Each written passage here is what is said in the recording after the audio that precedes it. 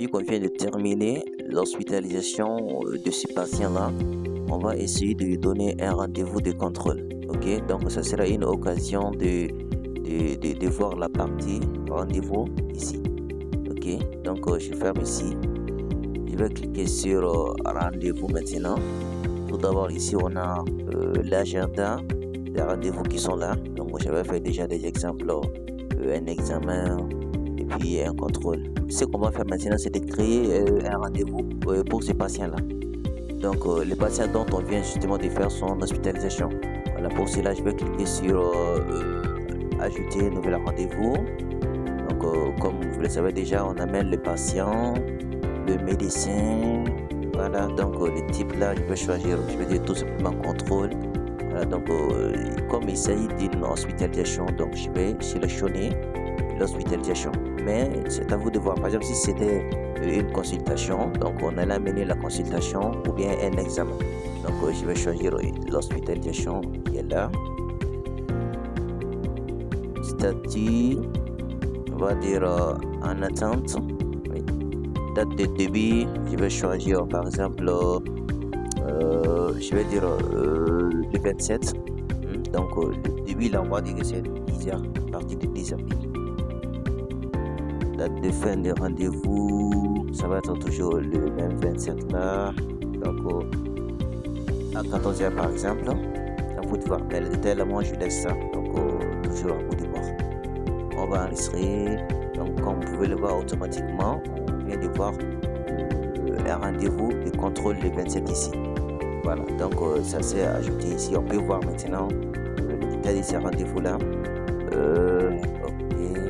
Voilà, donc voici la fiche de rendez-vous avec numéro d'hospitalisation. Donc pour bien dire qu'il s'agit d'une hospitalisation ici. Donc le médecin, type de rendez-vous, date de rendez-vous, heure de rendez-vous, statut. Voilà, bon, j'ai pas vu de détails. Ok, voilà. Et ça c'est juste la gestion des rendez-vous. Maintenant pour ce qui est la gestion des personnels, c'est pas du tout compliqué, on l'a fait un peu simpliste. Soit vous créez de nouvelles personnels ou bien vous modifiez tout simplement les personnels existants. Voilà, donc vous lancez tout simplement les champs et puis vous enregistrez ou bien vous supprimez un personnel, c'est tout. Voilà, donc pour ce qui est la vente, pour ce qui est la gestion des ventes sur l'onglet patient, on avait déjà vu souvenez-vous dans la première vidéo, donc on avait vu comment est-ce que ça se passe aussi un patient amène une ordonnance médicale, ok, et puis aussi comment est-ce que ça se passe avec les commandes d'hospitalisation, souvenez-vous. Voilà, donc ce que je vais vous montrer maintenant, c'est de voir comment est-ce que on vend les produits à un client qui est venu de l'extérieur, ok. Voilà, okay. Il y a vente simple. Il y a aussi multiples ventes aussi. Voilà, donc c'est-à-dire ici, si un client vient de l'extérieur avec son ordonnance médicale afin d'acheter les produits de votre pharmacie, donc vous créez d'abord le client dans la partie configuration. Donc même aussi les vendeurs aussi, donc aussi il n'est pas déjà cliqué aussi. Voilà, on verra ça plus tard. Okay? Donc comme moi j'ai déjà un vendeur puis quelques clients, donc je les amène juste pour un exemple.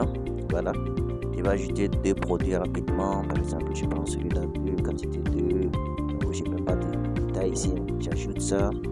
Donc à la commande, deuxième produit, je prends ça par hasard, je prends quantité, c'est 2, j'ajoute ça ici à la commande aussi.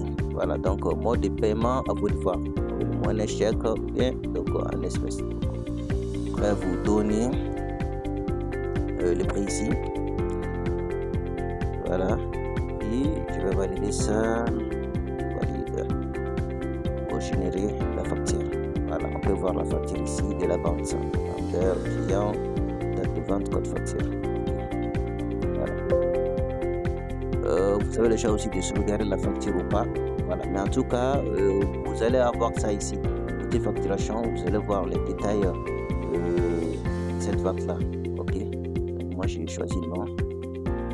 Voilà, on peut aussi venir à la facturation juste pour vous montrer les détails de cette vente. Ok, voilà. Donc on a ici, soit vous imprimez la facture,